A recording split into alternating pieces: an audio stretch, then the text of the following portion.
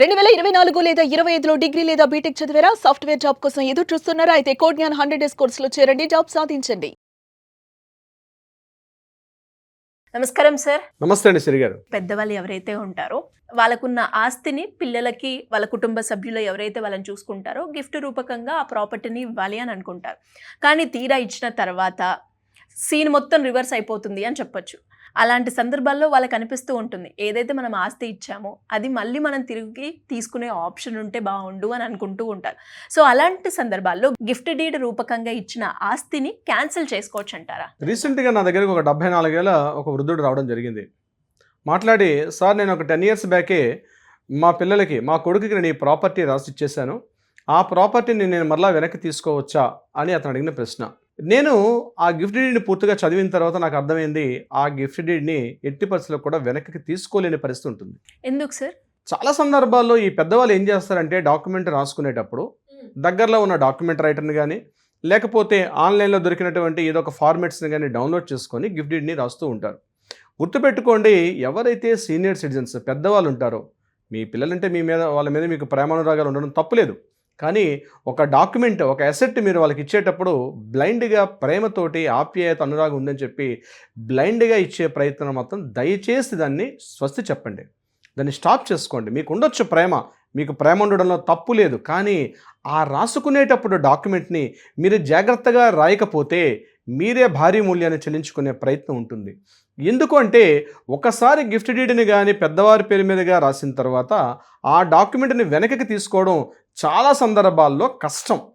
ఒకసారి ఇచ్చేసిన తర్వాత చాలా చోట్ల మనం పేపర్లో, న్యూస్లో చూస్తుంటాం, సోషల్ మీడియాలో వింటూ ఉంటుంటాం. కొన్ని సందర్భాల్లో పెద్దవాళ్ళు పిల్లలు ప్రాపర్టీ తీసుకొని పెద్దవాళ్ళని, ముఖ్యంగా తల్లిని, తండ్రిని కూడా ఇంటి నుంచి బయటికి నెట్టివేశారని, పట్టించుకోవట్లేదని, అక్కడ అనాథల్లాగా పెద్దవాళ్ళు బస్ స్టాండ్ల్లోనూ, టెంపుల్స్ దగ్గర అక్కడ ఇక్కడ చూడకూడని స్థితిలో వాళ్ళని చూస్తున్నాం అని చెప్తూ చాలామంది పెద్దలు కూడా వాపోతున్నారు.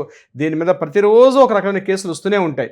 ఎందుకంటే కొన్ని అనాలోచితంగా తీసుకున్నటువంటి కొన్ని నిర్ణయాలు పిల్లల మీద మనకున్నటువంటి ప్రేమ అనురాగాన్ని మన కళ్ళకి మూతలు పెట్టేసి మనం ఏం చేస్తుంటే బ్లైండ్గా సంతకం పెట్టి ప్రాపర్టీని ఇచ్చేస్తాం. తర్వాత వాళ్ళు ఏం చేస్తున్నారంటే, వాళ్ళు బలవంతంగా మెడపెట్టి బయటకు గంటేస్తారు. చాలామంది వృద్ధులు, మీరు ప్రతి జిల్లాలో కానీ ప్రతి మండలంలో ఉన్నటువంటి ఆర్డీఓ ఆఫీసులో కానీ చూసినట్లయితే వందల వేల సంఖ్యలో సీనియర్ సిటిజన్స్ క్యూ కడుతూ ఉన్నారు. ఇదే కేసు మీద, మా పిల్లలు సరిగ్గా చూసుకోవట్లేదని, మా కోడలు మమ్మల్ని ఇబ్బంది పెడుతుందని, నా కొడుకు నా ప్రాపర్టీ తీసుకొని నన్ను మెడపెట్టి బయటకు గెంటి వేశాడని చెప్పి ఇలా రకరకాలుగా వాపోతూ ఉంటారు. వీటన్నిటికీ చెక్ పెట్టాలంటే ఒకటే గుర్తుపెట్టుకోండి, ఒకసారి గిఫ్ట్ డీడ్ రాసిన తర్వాత ఆ గిఫ్ట్ డీడ్ని వెనక్కి తీసుకోలేము. కేవలం 3 సందర్భాల్లో మాత్రమే తీసుకునే అవకాశం ఉంటుంది. ఒకటి, ఆ గిఫ్ట్ డీడ్ మోసపూరితంగా రాయించినట్టుగా మీ దగ్గర సాక్ష్యాధారాలు ఉన్నట్లయితే, అంటే మిమ్మల్ని ఫ్రాడ్ చేసి, మిమ్మల్ని చీట్ చేసి, మిమ్మల్ని ఆ రకంగా ఆ ప్రాపర్టీని వాళ్ళ పేరు మీదగా రాయించుకున్నట్టుగా మీరు ఏదైనా ఆధారం చూపించగలిగితే ఆ గిఫ్ట్ డీడ్ని క్యాన్సిల్ చేయొచ్చు. నెంబర్ 2, బలవంతంగా మీ చేత రాయించినట్లయితే, అంటే ఏంటి, మీ చేత బలవంతంగా ఈ ప్రాపర్టీ రాయకపోతే నేను చంపేస్తానన్నో, లేకపోతే బెదిరించి ఇట్లా చేసినట్లయితే, అటువంటి సందర్భాల్లో ఆ ప్రాపర్టీని వెనక్కి తీసుకునే అవకాశం ఉంటుంది. బెదిరించినట్లుగా మీ దగ్గర సరైన సాక్ష్యాధారాలు కూడా మీరు చూపించాల్సిన వస్తుంది. ఈ 2 కొద్దిగా కష్టమే. కానీ ఇప్పుడు నేను చెప్పబోయే 3వ పాయింట్ చాలా కీలకమైనటువంటి పాయింట్, చాలా ఇంపార్టెంట్ పాయింట్. ఏమిటది అంటే, కండిషనల్ డాక్యుమెంట్.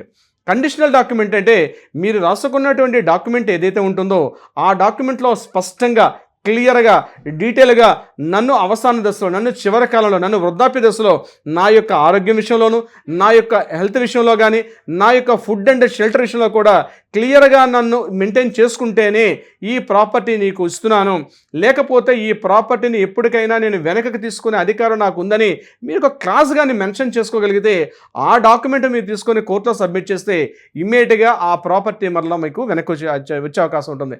అది ఇల్లైనా, ప్రాపర్టీ స్థలమైనా, ఎకరాల్లో వ్యవసాయ భూమి అయినా, ఏదైనా సరే మీరు గిఫ్ట్ డీడ్ మీ పిల్లలకి ఇచ్చే ముందు ఈ క్లాజ్ మెన్షన్ చేసుకుంటేనే మీకు ఆ ప్రాపర్టీ ఇచ్చారు, కానీ మీ కంట్రోల్లో ఉంటుంది. అలా కాకుండా నేను చెప్పినట్టుగా ప్రేమ మీద, ఆప్యాయత మీద, నా కొడుకు, నా కూతురు అని చెప్పి మీరు ప్రేమతో కానీ ఇచ్చేసారు, కళ్ళు మూసుకుపోతే చివరి క్షణంలో మీరు చాలా భారీ మూల్యాన్ని చెల్లించుకొస్తుంది. సో డియర్ పెద్దవాళ్ళకి నేను చెప్పేది ఏంటంటే, దయచేసి నా రిక్వెస్ట్ వినండి.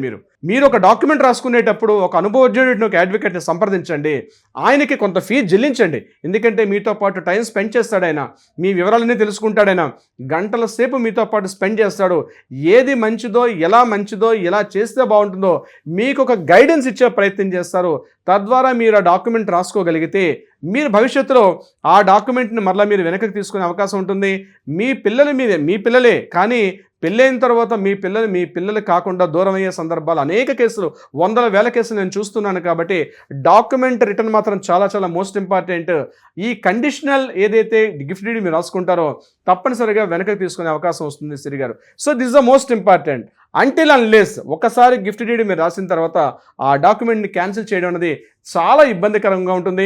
వృద్ధులు మెయింటెనెన్స్ యొక్క కేసుకు సంబంధించి 2007 యాక్ట్ ప్రకారం ఆర్డీఓకి అనేక రకాల కేసులు వస్తుంటాయి. కానీ ఈ డాక్యుమెంట్ చూసి ఈవెన్ ఆర్డీఓ గారు కూడా ఏవో సమన్స్ ఇష్యూ చేస్తారు, మాట్లాడతారు. కానీ వెనక్కి తీసుకొని క్యాన్సిల్ చేయడం మాత్రం కలెక్టర్ గారి దృష్టిలో ఉంటుంది. బట్ కలెక్టర్ గారికి ఏవో కొన్ని కేసులు 100 కేసులు ఇస్తే 1-2 కేసులు మాత్రమే సక్సెస్ అవుతాయి. కానీ మీరు సంతకం పెట్టేటప్పుడే డాక్యుమెంట్ మీద అవేర్నెస్ ఉండగలిగితే తప్పనిసరిగా మీకు లీగల్గా సొల్యూషన్ దొరికే అవకాశం ఉంటుంది సిరి గారు. ముందుగానే ఆ క్లాజ్ కనుక వాళ్ళు మెన్షన్ చేసుకోగలిగితే క్యాన్సిల్ చేసుకునే ఆప్షన్ ఉంటుందంటారు. సో ఎలా సార్, ఇంకా ఎవరికైనా కూడా దీని ఇన్ఫర్మేషన్ తెలుసుకోవాలి అంటే ఎలా మిమ్మల్ని కాంటాక్ట్ అయ్యే అవకాశం ఉందంటారు? తప్పనిసరిగా సిరి గారు, దీనికి సంబంధించి ఈ గిఫ్ట్ డీడ్, సెటిల్మెంట్ డీడ్, వీటికి సంబంధించి మీకు ఏదైనా వివరాలు కావాలనుకున్నా, ఎలా రాయాలి, ఎలా మెన్షన్ చేసుకోవాలంటే కింద స్క్రోల్తో నెంబర్ని కాంటాక్ట్ చేయండి. మా లీగల్ టీం మీకు అప్రోచ్ అవుతారో, కావాల్సినటువంటి సూచనలు సలహాలు ఇచ్చే ప్రయత్నం చేస్తారు. But prior appointment is the most important. తప్పనిసరిగా అప్రోచ్ అవ్వండి, మీకు సొల్యూషన్ దొరికే అవకాశం ఉంటుంది సిరి గారు. Thank you sir, thank you so much. Thank you so much అండి.